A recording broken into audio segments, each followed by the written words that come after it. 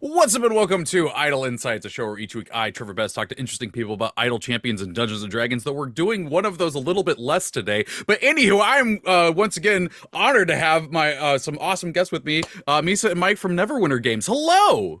Hello, everyone. Yeah, the cat's the real boss, by the way. We are just He servants. Also, looking at the look on his face, I think he will murder me. he's the one that's really behind Neverwinter. Like that's the cat's pulling the strings. He does. Yeah, I mean, as it is across the whole world. It's pretty default for cats. They just think they're the boss all the time.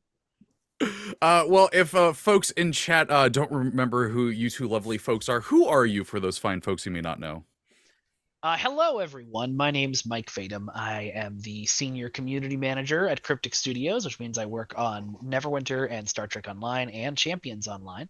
And I'm also the writer for Champions Online. And I'm known sometimes as Ambassador Kel. And I have a common rider toy next to me.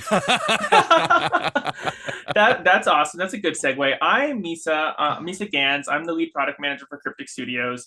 I work on all of our projects as well, Champions, Star Trek, and Neverwinter. I also have common rider toys next to me because that's just what I happen to have on display. And yeah, we're just so happy to be here. I turned myself up because somebody in chat said I was too quiet, which is unusual for me. So let me know if I'm too loud now. I also have that same reaction when someone's like, Trevor's quiet. I'm like, those are words that rarely are said. Never. Yeah, me too. I'm so loud most of the time. People are like, Misa, volume dial. That is why this group here is one of my favorites to talk to on this show. So I'm so happy we're able to get back. Three loud nerds in a room. It's kind of like a trench coat, but not. three kobolds in a trench coat. Yeah. Well, we got a champion like that in the game, so exactly. That's what I'm you talking do? about. Oh, I love that. Yeah. You didn't know? In the game, it's human. Human. Oh, I have to go get that character now. Yes, you do. Yeah, there's some real good skins that we got for it too. There was we did one of them in a snowman outfit. We did one of them as a tree. It was Tree Man. Oh, so good. Yeah, it was. That's fabulous. Good stuff. Also, I just discovered the code for today is our names, Misa. Yeah, I know. We are the Super magic. Famous. We are famous. We're famous. I should have set something up with that code for Neverwinter, but it doesn't. Our code system is old and it is mean, and sometimes it doesn't let us do things the way we want to do them, and so we have to get creative. That is fair. That is fair. Well, before we get talking about Neverwinter and all that fun stuff, I want to have a little icebreaker question that is a follow-up since it's the second time y'all are on this show. Can y'all tell me about your first D&D characters? Misa, do you want to do your self-insert OC first? Myself, my half orc fighter who got gutted on the first attack of the game when a goblin rolled a natural 20 and then rolled a maximum on the dice. There's a really good half orc trait that keeps you from dying when you get gutted once. Good thing we had that. So that was fun. Her name was I think it was Carrie. And so nice. She got completely annihilated. That was fun. Chugging potions first thing in the game. Oh yeah, it gets you in there early. So actually, hold on. Oh no, do you have the character sheet? No, but okay, so I'm cheating a little bit. I don't have because I don't remember my very first D&D character. It was definitely in a 3.5 game in college, but I don't remember anything about it other than my girlfriend at the time, now wife, were banned from sitting next to each other because we were flirting too much. But I joined an ongoing 4th edition game at Borders when 4th Ed was big, and I love 4th Ed. I will fight you. Yes! And, it's too complicated. It's too complicated. Have you played 3.5? Anyway, no, 3.5 is worse. But so in that game, I played Asteron One Horn, the Minotaur monk. Oh my god! Who I love to death. This is my Hero Forge mini, which I made years after, and then this was the thing I actually made for the game. I also made a Hero Forge mini of my 4th edition character from back in the day. That's so cool. Nice. I love it. And yes, you're in good company here for mine as well. I just don't know where it is. It's probably with all the D&D stuff in the gaming room over there. Yeah, mine makes sense. There. Somewhere. Well, we ran a D&D game recently. Mike ran it for us on our streams. I did. We did a brief Spelljammer game, and I was like, "Where are my dice? My fancy ass, like super nice dice box." And we had moved, and I just couldn't find it. And then, after the stream, my partner comes and she's like, "I found the dice boxes." And I'm like, "Thank God!" Because at least they're safe. Yeah, well, no, they're like those fancy dice boxes that you open up, and they have like a rolling tray. They have little lights that hang down. No, they're super cool. And so I was like a friend bought them for us. And we're like, "Where'd they go?" And so we got them back, and they have metal dice in them, and they're great. Fantastic! Heck yeah! Someone else pointed out the chat that there's 4th edition mechanics in Neverwinter as well. So yes. Because the game came out when 4th edition was the edition of record, which is wild. Yep. Neverwinter was based off of 4th edition, and then when 5e came out, we've done some changes over the time to make it more modern to 5th edition. But our class is a few years ago, it was like Scourge Warlock, right? Like it wasn't just a Warlock; it was specific. Yeah, so we were based off of 4th, but like modernization, and the game's still running. So now we shifted a little bit and made it more 5th edition. It still does make me happy to see the 4th edition terms sometimes, though. They're not totally gone. We didn't get rid of everything. We just made it more 5th edition. Well, and there's stuff from 4th edition that isn't technically part of it that I still use all the time, like minions. Minions are such a good idea. Minions should never get taken out. Mm-hmm. Yeah. No, especially in Neverwinter, because you still have the daily ability in there. I was just like, don't blow the daily. that was always at my table. Was just this. They're like, oh, maybe I should use my daily. It's the first encounter. So don't do it. Wait a little bit. We'll be fine. Yeah, we'll save it for the boss. And we still have encounter powers and daily powers in the game, obviously. We didn't change that. We didn't pull that away. I love it. I played a high-level 5th ed one-shot the other day, and it only had one combat. And I was sitting there going, I shouldn't use my 8th level spells. I might need them. No, what am I talking about? Burn this thing to the ground. That's me with a specific newly released or semi-newly released D&D game where I'm hoarding everything, including spell slots, and I'm like, I can rest whenever I want. What am I doing? Why am I making this so hard on myself? I will say that game pretty much, I think, broke me of that, at the table. Baldur's Gate just helped me. It helped me with two things. It helped me, one, with just using what I have there, and two, actually using short rests. I got my home game party to short rest. And I think that's the first time we've ever actually done it at the table. Short rests, inventory management, and shove, baby. I learned shove from Baldur's Gate, and I beg every DM to make it a bonus action now because it's I want to hit him with the sword twice, and then I want to push him off the cliff. Right? Yeah, exactly. I love it. I mean, I'm just going around. I'm like, wait, I can just twin cast haste and then rest. Oh my god, Lurking Writer has a shove emote in chat, and that is my favorite thing. Well done. Oh my god, the way it just peeks out, that's so good. That's great. Well done. That reminds me, I probably should say, hey, we're live, unless you're watching this later on YouTube. So you can go ahead and put questions into the chat for Mike and Misa. Just do question : and then your question, or also Mod Gabe will grab those, put them in a little text doc, and we'll talk about them later. What's been going on in Neverwinter since the last time we talked? Anything fun and exciting? That's your other game. Is it right now? Is it? Is it really? I went to a a planet the other day, and I was dealing with these weird aliens that looked right out of the original series, and I was like, I'm just playing Star Trek with swords now, and I've never been happier. For everybody listening in, and last week I believe it was last week, maybe the week before. I've lost all perception of time. It was last week. We launched our latest module. It is Spelljammer. Yeah. So you can go hang out with our super cool characters in space, fight some astral elves. Misa, that's pronounced space. Yeah, and you can even I love this. I have to plug it. You can get we've all heard of Minsk and Boo and the miniature giant space hamster, but our latest mount is just a non-miniature giant space hamster. It's just a giant space hamster. It is remarkable. It is a cute. It has like a fluffy corgi type butt when it runs. It is amazing. It has like pouches and stuff on it. Like it's carrying your stuff. It's remarkable. And the power is basically a hamster wheel. It gives you a shield and puts you in a bubble. Oh boy! See that.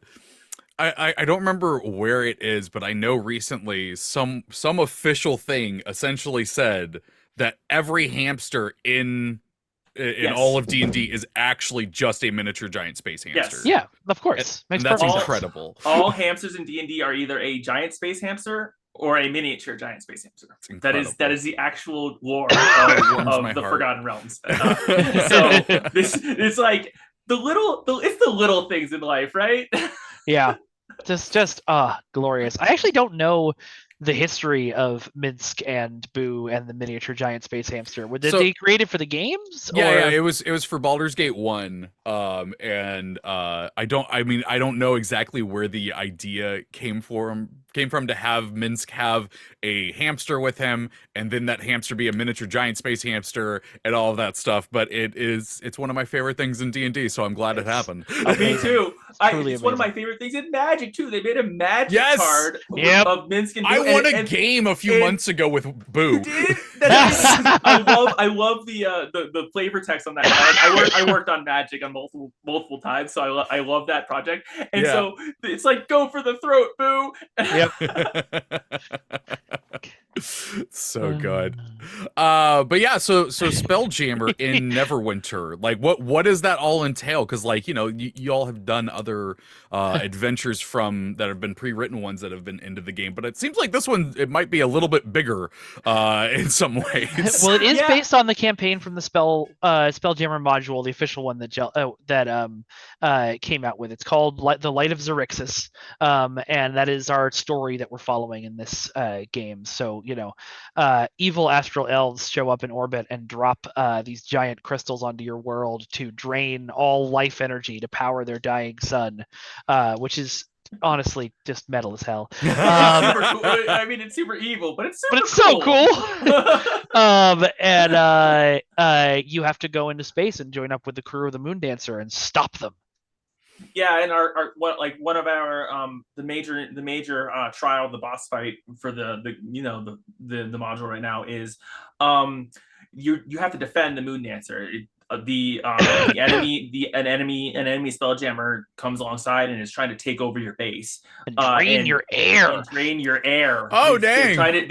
They start trying to steal the air on your spaceship, and so you need to get rid of them before they can take your air. Yeah, that's. And so you can even at one point of it, you board their ship. Like you jump over onto their ship and you take them out on their ship. It's super awesome. That's so cool. I love it. It's called Defense of the Moondancer. So it's really defend fun. The Moondancer. It's also crazy because there are so many enemies. I saw that in the trailer. I saw at one point where there's just like this big old battle with a bunch of people on screen. I'm like, I don't think I've seen this in Neverwinter before. It's like 10 of you, 10 you and your 9 allies, and then just getting absolutely constantly like they're teleporting onto your ship to destroy it. They're trying to stop you from stopping them. So there's nonstop, and it just loads up. It was actually to the point where we were like, are we gonna have performance issues? And yeah, we had to actually we wanted to go like super chaos and like everything going everywhere, madness, like constant enemies. We had to dial it back a little bit. And we had to do it twice for performance, just so we didn't blow up people's PlayStations. But like the whole point was to make this epic like, oh my god, it's not just like one dude who's trying to take us out. It's not like this giant dragon. It's we've got an army here coming at us, and we need to like hunker down, defend each room, clear them out, and get them off of our boat. That's so cool. So I think if I remember this correctly, the way that the Neverwinter expansion kind of goes, like this is the start of Spelljammer, and there's going to be more coming out for it. So the plan is to do all of Light of Xerxes. So I can't go too far into like the next couple of modules, but we are continuing the Spelljammer story with the next module, and then it should. I think we're gonna try and wrap it up there. It might there might be like some threads going on. I'm not 100% sure. We're still in the planning phases for the like 3 modules out, right? But we don't want to. What we don't want to do is like make people too bored by like having them on the same setting for like too many things in a row. So we try to just like do like the first part and the second part, then move on to something more interesting, and then we can maybe come back and revisit it. Although there is nothing more interesting than Spelljammer, unless we went to right? Oh god, my brain just blanked out. The Warforged setting, Eberron. Unless we went to Eberron. That was one we actually tried to discuss internally as well. Like I want to go to Eberron really bad. Like that's a so cool place. But like that's the super cool thing about working on a D&D and working in the Forgotten Realms. We have so many places that we can go. And if we ever run out of them, we can just make our own. We can just make our own. Yeah. Like it would be so awesome. I wish we could like share like the conversations that we have in these brainstorms. Where we like are listing down like, here's a bunch of like locations in the world, and everybody's like, I want to go here. No, I want to go here. I want to go to this place. It's a really fun conversation. We get the whole team involved. Get stack ranks of like where people want to go. We try to line it up with recent modules, but like. But not always that can't always be done. So we when we're doing one of our own, we like make these brainstorms and we pull up these huge lists of like locations. And so I'm hoping one day my dream is to get back to the domains of dread. That's my one that I keep bringing up, because Barovia is just one of them, and there's so many cool ones. But like there's a ghost train, isn't there? Yeah, I think there is. Yeah. And there's a Phantom. And the ghost train is from Eberron. Oh, beautiful. Yeah. Because we need to do that so I can suplex the train. Just gotta dreams. Anytime there's a train in a game, somebody's got to make the reference to the Final Fantasy. Well, and especially a ghost train, because it is a phantom train that he suplexes. It's so stupid and so amazing. Why did they do this? No, the funny thing is that I don't remember if this was when the last time y'all were on, but like I'm the lead writer for Idle Champions now, and cool, nice. You all out there in chat haven't seen this yet, but I just myself finished writing the Light of Xerxes adventure, like finishing it off. Oh, nice. We should compare notes. Yeah, it was kind of wild that y'all were coming on talking. I was like, oh, I just worked on that. That's amazing. Yeah. That's so cool. It is Light of Xerxes, and so we've got our version. You've got yours. Yeah. Okay, so what we need to do is a stream where we play your Light of Xerxes adventure while you play our Light of Xerxes adventure at the same time, both on screen. Yeah, I would be down for that. Well, the thing that I was going to bring up though that was funny, because you're talking about like, if you run out of locations, you can just make up your own and go back to ones. The way that we do the adventures, every time they come out, there's 2 of them that come out at a time. And we were looking at the pacing of everything, and there was this one during the 6th adventure. They're like, oh, well, we have some room to do something here.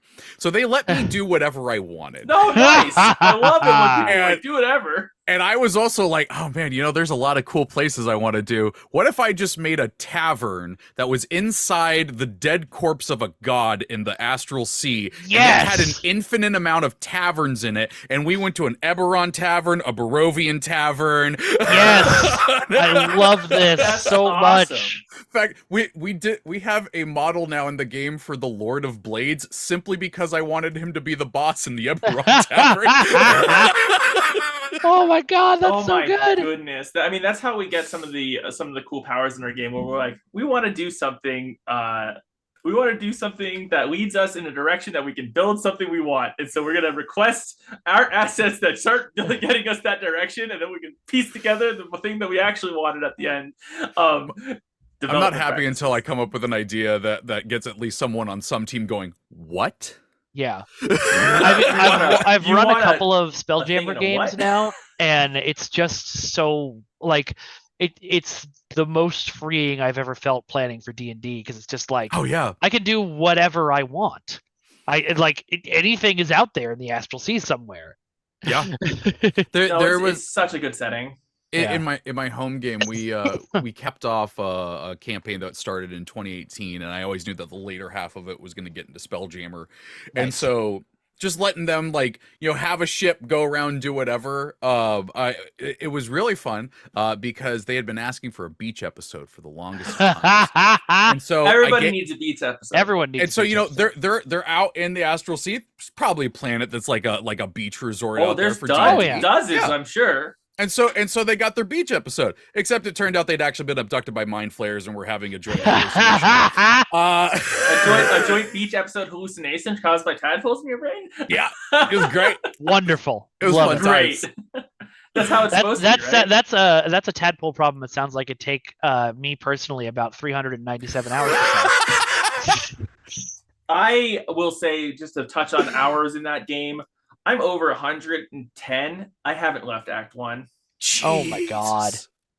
That's wild. I believe you. My partner's like, totally why plausible. are you? I'm like, she's like, what are you doing? I'm like, I'm picking up everything that's not nailed down. And she's like, what? I'm like, I'm picking up anything in this goblin camp that's not nailed down. It's all mine now. Let's see. I haven't beaten it. I'm in Act 3, but I am at 285.8 hours. Dear God. Okay, so as a heads up, I did beat the game at 76 hours. I was talking to my wife, and she looks at the screen, she's like, where are you? I'm like, some basement of some arcane tower. She's like, there's a basement? Yep. I'm like, that happened to me because I'm playing a separate game with my wife now, and she is much more of an explorer than I am, and she's finding all of the stuff that I never did the hag in Act 1. Lauren just said half of chat is checking Steam to see how many hours. I mean, the game, it's the type of game that I'll be completely honest. It's the type of game that we saw when that dropped. Our KPIs had a dip. Oh yeah. Directly in line with Baldur's Gate launch day. I'm like, please come back. And they are coming back. Yeah. That's how good the game and how remarkable it was. It's so cool. And so I'm super happy. I'm a big fan of a Rising Tides lift all boats. So a super good D&D game is going to make all D&D games more attention. So I'm super happy about this type of thing, but I'm so jealous. I want a collaboration with them. I want to get Asterion in our game, and I just don't know if I can. Oh my god. Now I know I hear you, but I have to counterpoint that with Carlash. We got to get Carlash in our game. So we got some of them in there. And the one of the wild things is that I got to write the equipment and flavor text for those characters. That's nice. And then they're like, now we're gonna send them to those characters' writers. Oh my god! So they can check it and give notes. And I'm like, you're like, okay, everything's fine here. You're like, how are you? So that's been How'd pretty that wild. How'd that go? The notes that I've gotten back have been really nice and encouraging. They Awesome. obviously changed stuff and I'm like, oh yeah, no, absolutely, that sounds way more like Asterion. But I don't remember exactly what it was, but I know one note I got back that actually was just this was really funny, and I was like, oh, that's awesome. I've accomplished something in my life. It's so great. We've had as you know, at Cryptic we have multiple games, and Star Trek is one of them. So we have voice actors come in from the show sometimes. Oh wow! And they do the voice acting for their characters in our game.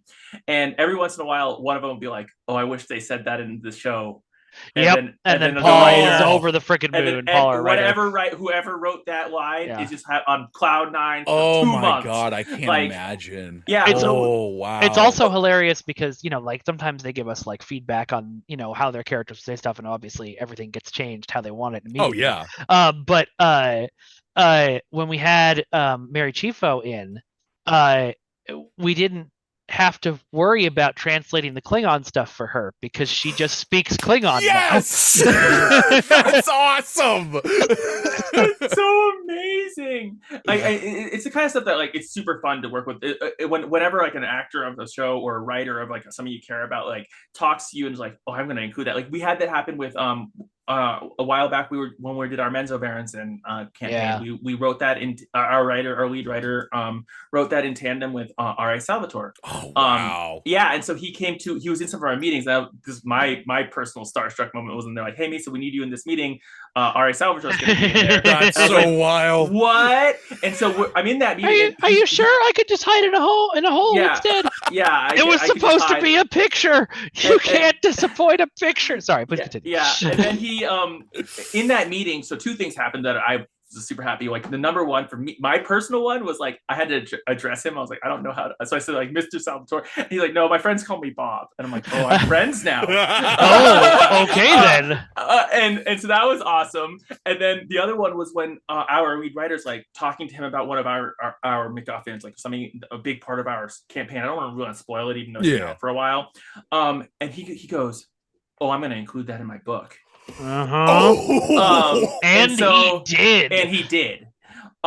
So like that's wild. A lot of the stuff that's in Neverwinter from Menzo Berenson was written in tandem with R.A. Salvatore and Gino Salvatore and our lead writer, and it worked both ways. So we got stuff in their book, they got stuff in our game, and it was super, super fun. We've had that happen with like Star Trek. We've had our ships on I can't remember which show. That's Picard. Right. Yep, Picard. Our ships got canonized in Picard. Yeah. That's freaking cool. One of the coolest things that's ever happened. All of this stuff, it's just being in the same room as the people who made the ship, or being in the same room as the person who wrote that script, who got it into it's just like it's so much fun. That's wild. Oh my gosh. Yeah. When I started working with people who like knew R.A. Salvatore and stuff, it was wild when they were just like, oh yeah, Bob. And like, they're just saying that like, this is like, know them, you know him. So you say, all my friends like R.A. Salvatore. That's all I've ever heard. You're just calling him Bob.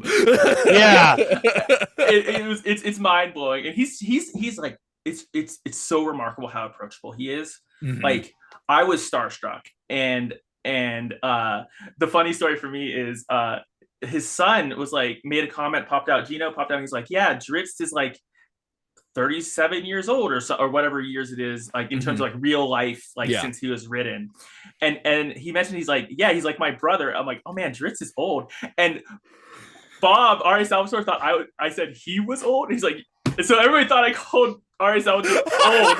And I'm like, no, I meant Dritz. That was a fun one. I got embarrassed in a meeting with R.A. Salvatore, but it was a great memory, and it's a good story to just tell it like whenever I get a chance.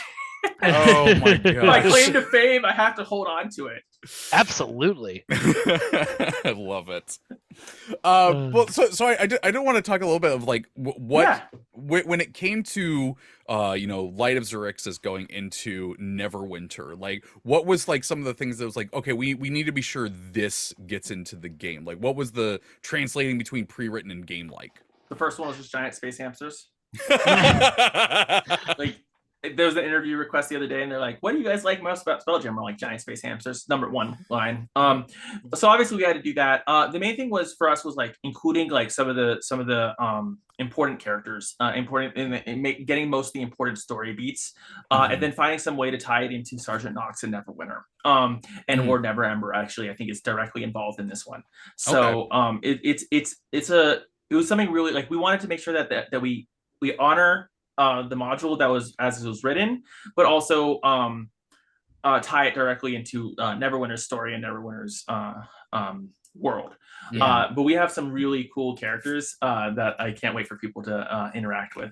The neat thing is the adventure, as I understand it, is written to do that. It's designed to be written into your existing campaign. So like you're playing a regular game, and then all of a sudden spaceships show up. Which is why it works super well for Yeah. Well, that was the funny thing is I didn't get to start the writing this one. Erin M. Evans, who is the writer for the game before me, did. She actually started it in Waterdeep, and I think that's actually really funny. It's like between the two games, you can do two different starts. Yep, Neverwinter and Waterdeep. Yeah. Pick your town. that is pretty great. Like some of the things that we wanted to make sure were captured. We have Flapjack. The plump. Like we grabbed Captain Elena Sartell. Yep. So we wanted to make sure that we had the right people, and we wanted to represent them correctly in Neverwinter. And you can actually, I believe you can actually get both Flapjack and Elena Sartell as companions at some point in this module. So they can join your team and fight by your side. And Flapjack he's funny. I love Flapjack. We have him as a familiar in the game. I'm so happy to hear that. I'm so happy to hear you have Flapjack. Do you have Elena Sartell? Yeah, she is she's in the game as a character portrait. Nice. Like she has speaking lines and stuff. But we awesome. don't have her as a character. But that is an interesting one. Usually what we do when it comes to the campaigns is somewhere along the line we release a champion that is usually either from that campaign or tied to that campaign. Like for Beyond the Witchlight, they made Blueshie, who was from that part of the Feywild, but she's not specifically from the book. This time around, we have Crux as the character that we brought into the game, because you got to have the giant hippo, man. Like it's fantastic. I'm just happy to, I didn't know you had Witchlight, and that was definitely on one of our list as well. Things that we want to do. Like we have a big list. It's on that list. Witchlight Carnival is. That is my sister-in-law, who also is very much into Neverwinter, like she and I were into it at the same time, was literally saying to me a few months ago that she was hoping Beyond the Witchlight was in that game at some point. We'll get there. Tell her I'm trying. I'll let her know. Witchlight and Domains of Dread, like I said, those are like I love suplexing that train. Suplexing that train. Throw it out. What if we put a Feywild train in there? Then we can do both of them. There we go. Feywild is fun. I played a speaking of D&D characters, I played a Circle of Dreams druid at one point, and that was fun.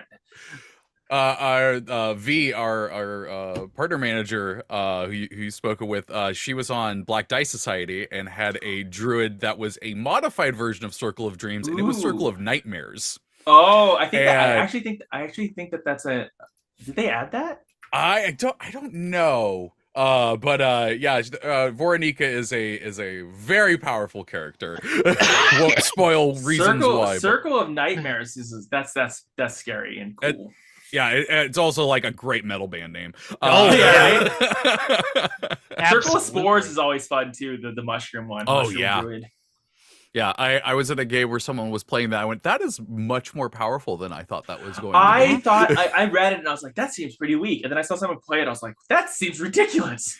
I find that often happens to me with like stats stuff in games where I'm like, oh, this isn't, this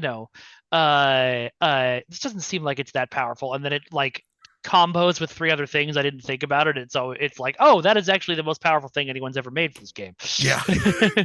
That was the thing. I'm finally playing a ranger for the first time. I'm doing a Feywild wanderer. That's gonna be fun. Nice. And actually, here's the really funny thing. I don't actually think I've talked about this on stream.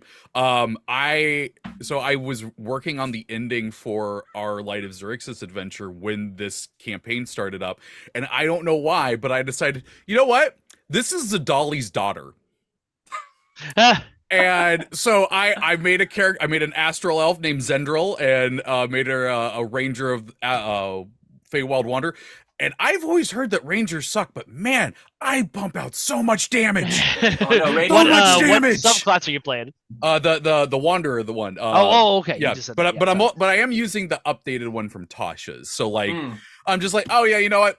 I'll add a D4 damage to this. I'll add another D4 damage to this. I mean, on my last campaign that I played, most recent was the one Mike ran for just one of our streams, like I mentioned, the Spelljammer, a Spelljammer stream, and I was like, okay, I pop into D&D Beyond. I hadn't made a new character in a while because all my campaigns are pretty old, and I hadn't gotten the new book yet. I did have it, but I didn't I never used it, and so I started going to like quick make a character. I was like, why are there like duplicates and like legacy things and like why? Yeah, and it's a little confusing. I clicked on Asimar, and because I wanted to play a the standard, like I wanted to be a healing warlock, and that seemed to like line up. Yeah. And so I was like, okay, this will be great. And then I was like, these aren't the powers that are like, what? This isn't what I remember. I thought I used to have like these like glowing eye thing that I could do, and I was like, oh, that's the old one. And so it's kind of interesting. So I'm gonna have to relearn like the new classes and how they function. Yeah. Like I had a tiefling bard that was a winged variant. I don't know if that's a thing anymore. I think you can still do that, but I got reminded in chat that we have a giveaway to do. Oh, I totally just let that pass by because this is what happens when the three of us get into a call. We are just talking. I think last time we joked that we should start a podcast, and I think it's becoming less of a joke.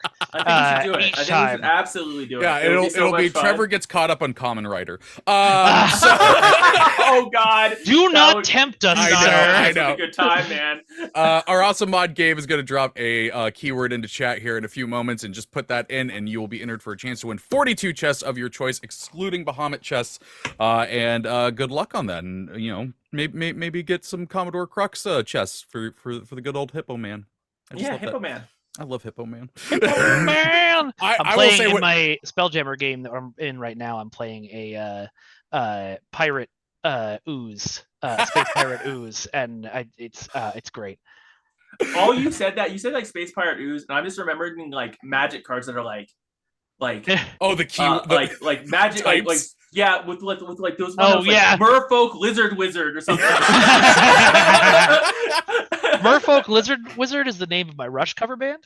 Oh, well done. Oh, that was yeah. I will say I took a really big joy whenever writing dialogue for Commodore Crux and just trying to make him sound like the oldest British man possible. I'm like, how through just text can I get the how do you just like without any verbal sell this guy is doing the old man thing. Yeah, and I feel like I pulled it off. I imagine you did. I believe. I did want to ask, like, we got Spelljammer right now, and I'm literally going to after this call go make sure that my game is updated because I want to check this out. But I was wondering, thank you. Do you have a favorite adventure that has been in Neverwinter so far? I'm gonna go first because for me so far it is Spelljammer. Really? I haven't been on the game very long. I haven't played a ton of all the old stuff. Mm-hmm. So to cover that, I'm sure that if I when I eventually get to like the Domains of Dread and stuff, also if you put me in an airship in space at any point, I will have a good time.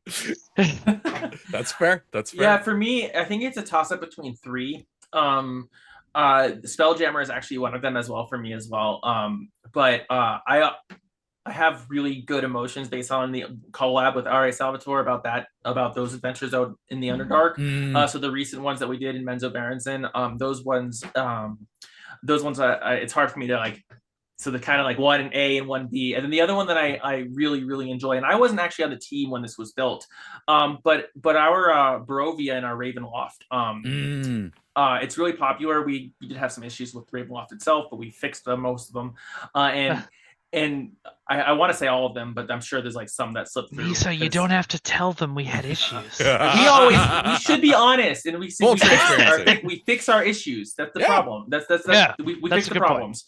Point. So and it's much smoother now when you run it on hard mode. So that's a lot of fun. And it's just hard for me to go against like Strahd, right? And like the whole. It's very hard to go against Strahd if you don't have the Dawn Sword. It's really hard. Yeah, the Sun Sword. Yeah, you I killed a player with that. Oh no!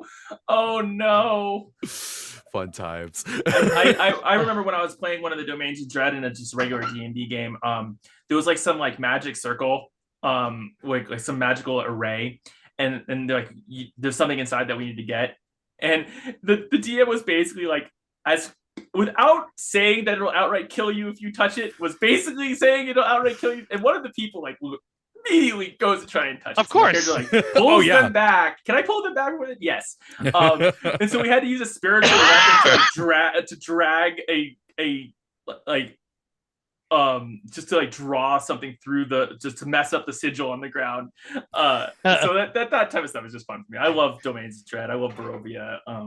I do vaguely remember a 3.5 game where I reached into a hole that I wasn't supposed to and lost my hand. That'll happen. Yep. That'll happen. But then the necromancer in the party made me a bone hand, and it was the bone hand. Bone hand. Oh God. I love it. It's like in Neverwinter with our warlock and our creepy warlock arm. One of our warlock at will powers is that you can manifest your demonic warlock powers on your arm, and it turns your arm into a claw. And so you have a melee like slashing attack. And then if they're too far away, you can actually throw the claw off your arm because it's wrapped in magic. That's awesome. It's really cool. It's my favorite one. It's like Handed Dark Blight or something. Well, we got a few questions here from chat. I'm gonna say the Frozen Imposter asked about why not Icewind Dale for the next adventure, but I feel like you kind of covered that. You got a list of adventures y'all want to do. Yeah. Icewind Dale is we always look at like, do we want to come back and can we tie something into one of the current books that is being worked on? We do have a little bit of a stagger with Wizards of the Coast, so we're a little behind.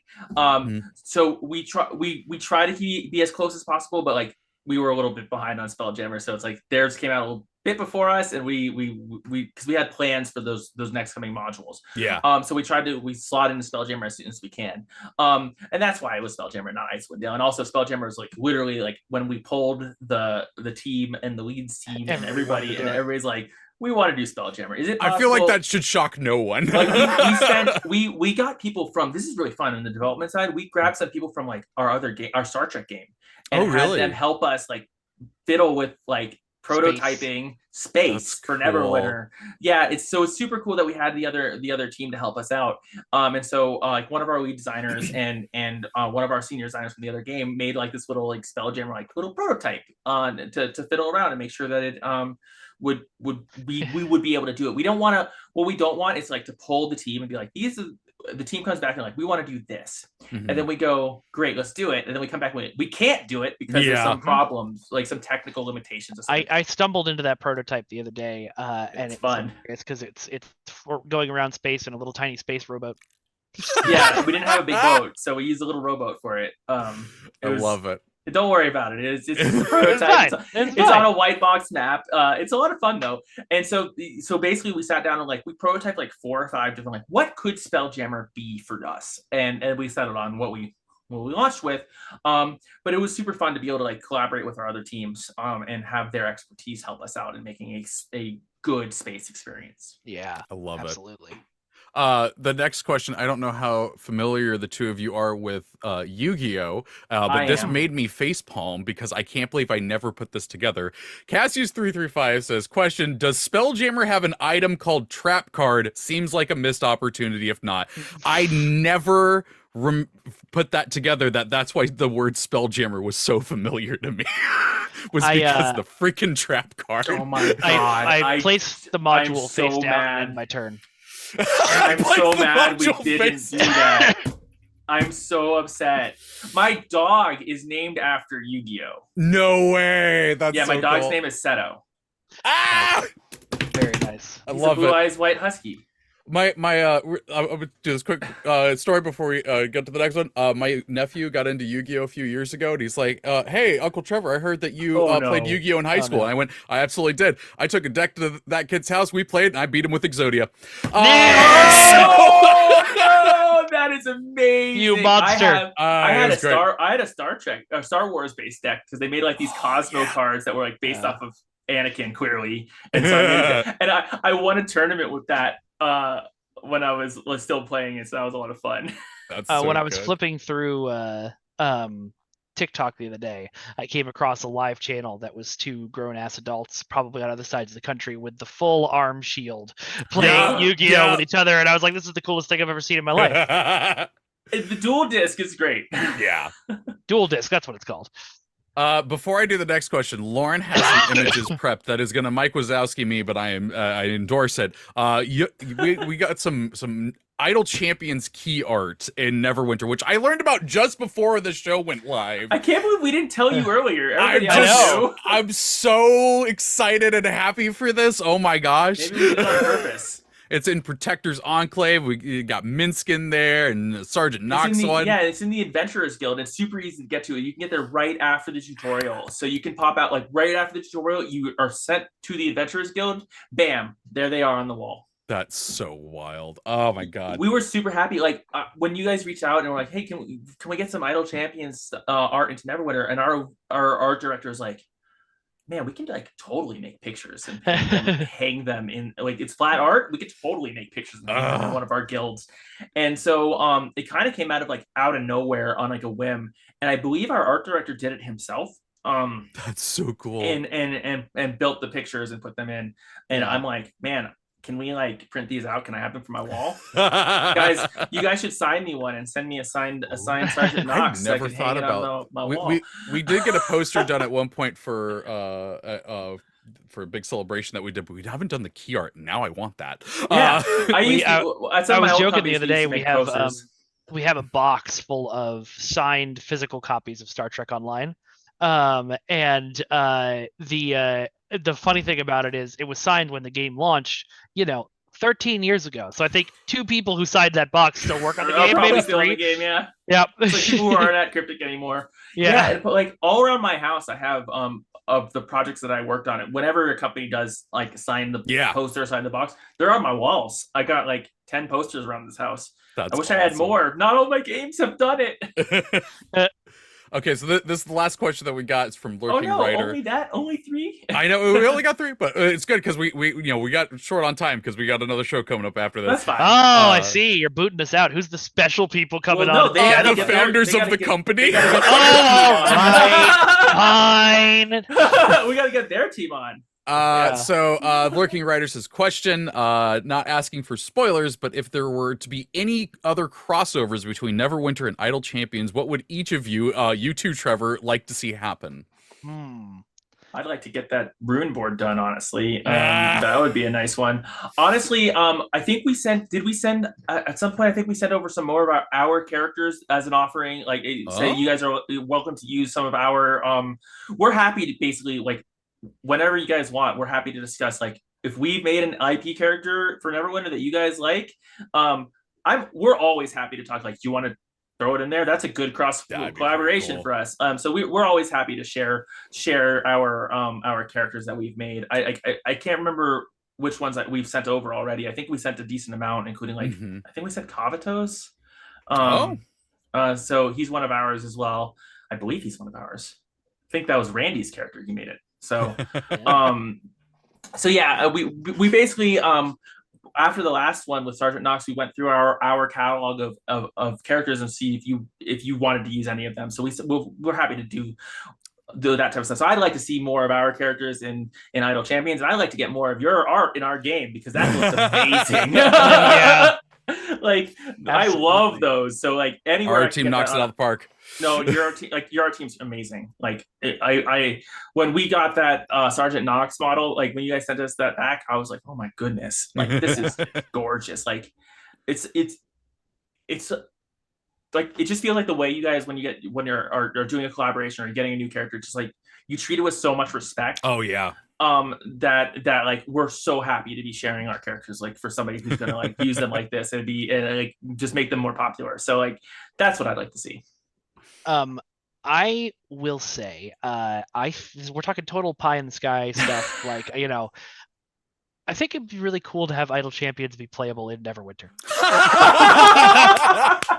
That would be amazing. You just go to the Adventurers Room and I think the dev team just got a collective headache across both games. Yeah, I think he just killed. I think he just blew up our UI. What do I think we have? WoW money? But that would actually be so remarkable if that would you be could, like, play the games through each other. Oh God, I would love that. But yeah, pie in the sky for sure. Oh yeah, I mean, considering I have a memory of playing Neverwinter on my Xbox with Idle Champions on my phone next to me. That's what it should be. That would just be wild. That's what it should be. Now you'll have to have Neverwinter on your computer, Baldur's Gate on your PlayStation, and Idle Champions on your phone, and take a picture like that. And then there you go. It's like D&D section. Oh, and also have your dice box in front of you. Oh, of course. I mean, never far without them. Oh my god! I've literally been fidgeting with this die the entire time. I've been using these things I bought them yesterday. I don't have any dice within grabbing range. There's some behind me, but there's none. It's because you moved. It's okay. Yeah, my dice are all in my car because I went to D&D on Monday and I have ADHD. There you go. Hey, Matt, imagine that this group having ADHD. Oh my god! What? Shocking! I would be so shocked to think that all three of us might. I know that'd be so weird. That would be impossible. I do have a second less pie in the sky thing. Okay. Do you have Thembershout in your game? We have a little familiar of him. Then I want that. We're trying to get Thumber. We have a. I think we have a familiar of him. We have a red. We have a red dragon model, and we can do body scaling and body morphing on these things. And so our art director again is like, how big can I press this dragon? Can I make a Thumberchod in Neverwinter that works? And so we're trying to get something for ourselves as well. It's a little bit difficult with our scaling, but it looks good. We're trying to get it done. We'll hopefully get it done, and we'll hopefully get it in game. We don't know what we're going to use it for yet. It's more like a passion project right now. It's one of those things like it's specifically my passion project because every meeting I go into, I'm like, why isn't Thembershout in the game? Yeah, people should be asking, where's Thembershout? Yeah, Thembershout is amazing. I think I'm gonna do a greedy pie in the sky one. The champion that I helped make Vin Ursa show up in the Spelljammer adventure. Yeah, so I don't know about battle into Spelljammer, but we could probably get it in the game if you have information. So it's a plasmoid bounty hunter. I mean, she's pretty cool. Just saying. That sounds like a boss fight to me. That does sound like a boss fight. I did make her into a boss fight actually. Well, yeah. And that's another thing. Like we have companions in our game that we like to do, and so that's another fun one that would be good. Is if you have like any characters that you've created for your games. I literally wrote her backstory. Yeah, we might be able to, if you're okay with it, we might be able to put them in our game and somehow as a player companion, so that that'd be people wild. Can get them and they run along with them. So if you want to I'm happy to talk with your. We're always happy. We love collaborating with you guys. So like. Please, and same here. Yeah, absolutely. Just reach out if you want. We're happy to try and do some sort of companion collaboration too. I love it. I don't know on timelines, but I'm happy to just discuss it, see if we can get something done. Because we're always looking for new companions to give out. We put them on our battle passes. We put them in our lock boxes. We give them out. We put them out in the store. Give them out in content. This is one of our big pieces of content because being able to have Drits run along with you, or having whoever you think would be super cool. So that's a big one. We let you summon Nox. We have Nox coming along with you. So I just remember the first one I got the wizard one, and I just named him Jim Dark Magic. He's in our game. Oh yeah, that's right. Yeah, that's right. I love that adventure. I think they voiced their own. I think they did. Yeah. I talked to Jerry recently about doing that adventure with you all and how much fun he had doing it. Oh, good. I'm glad he had fun. Oh yeah, no, he loved it. He absolutely loved it. No, we love it. That's Ack Inc. is we talk about that one all the time. It's one of our skirmishes. It's people play it constantly, so it's definitely. And I just love the funny thing about me is we have that balloon in the Precious Enclave. That's the Ack Inc. balloon. We actually, I thought it was hilarious when I saw the trailer for the D&D movie and they had a balloon too. Yeah. And because they actually they asked if they could look at our game for reference too. No way. So that was a fun part. We're pretty sure it's our Neverwinter. We're pretty sure they modeled their Neverwinter off of our Neverwinter. That's wild. The funny thing was the balloon was Ack Inc. and for our game. So when I saw the balloon, I'm like, I bet they pulled the logo off that, and they did. And I was like, that is funny. Hilarious. So that was a fun one for us. Is that the movie has we think is based off of our Neverwinter. My one knock for the live action movie is I never heard anyone yell "Protectors Enclave" at the top of their lungs. But we got to get out of here. You've got other things you're doing.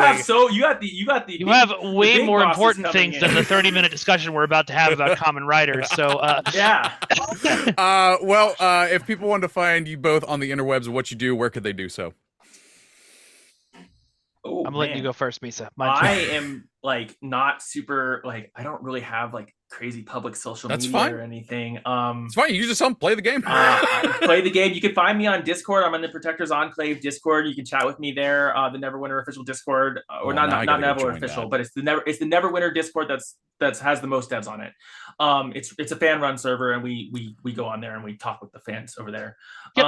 And then we have I guess that's basically where you can find me. I don't really have like a Twitter or X. I don't. That's fine. Nobody needs. You're smarter than the rest of us. Yeah, I don't know. I never even had a Twitter account like that. You were much smarter than us. Mm-hmm, yeah. Mm-hmm. So no, I am here. You can find me. You can find me on Discord. Cryptic Misa. My favorite thing about this is that I think it's just going to have taken Misa longer to say what she doesn't have than it's going to take me to say what I do have. Let's find out. So if you want to talk to me about Neverwinter, Stowe, or Champions, I'm on Twitter at Ambassador Kel. Otherwise, if you just want to find me, there's a couple of things you should look at. I'm on Twitter and Blue Sky at Vengeance God. I'm on TikTok at Vengeance God 2. I'm on Instagram at Broken Infinity Films. I am the host of 3 different podcasts. The Ace of Geeks podcast, which every other week we get together, 4 best friends get together. Each of us bring a nerdy piece of media that we consumed recently, and we make them fight to the death to determine who will distribute the Ace of Geeks Award winner that week.